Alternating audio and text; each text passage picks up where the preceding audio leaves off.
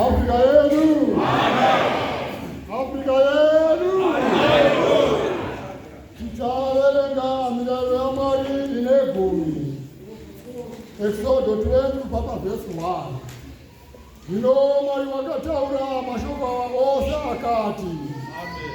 Ini Jehova mali wako visa munyika yetu vitamimba ya uranda. Usawa na mali mje kwao. Usavigira mfananidzo wakavezwa kana uri mufananidzo wechinhu chiri kudenga kumusoro kana wechiri panyika pasi kana wechiri kuvhura pasi penyika. Usapfugamira izvozvo kana kuzvishumira nokuti ini Jehovha Mwari wako ndiri Mwari une godo ndinorova vana nekuda kwezvinhu zvamadzibaba avo kusvikira kurudzi rwechitatu rwechina rwavanondivenga ndichiitira nyasha vane zviuru zvamazana vanorida vanochengeta mirayiro yangu. Usoreva zita raJehovha Mwari wako pasina nokuti Jehovha angarege kupa mhosva unoreva zita rake pasina.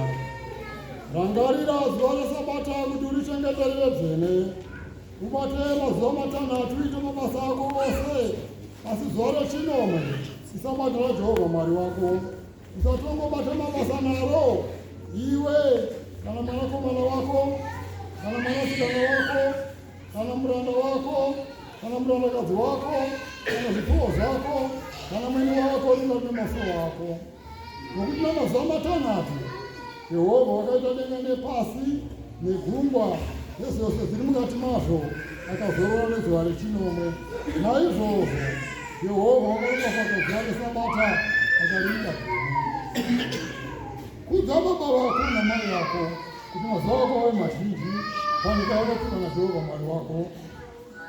Usauraya, usaita upombwe, usaba, usapupurira kwako nhema, usachiva imba yokwako, usachiva mukadzi wokwako, kana muranda wake, kana murandakadzi wake, kana nzombe yake, kana mbongoro yake, kana chimwe chokwako. Udzawe Jehovha.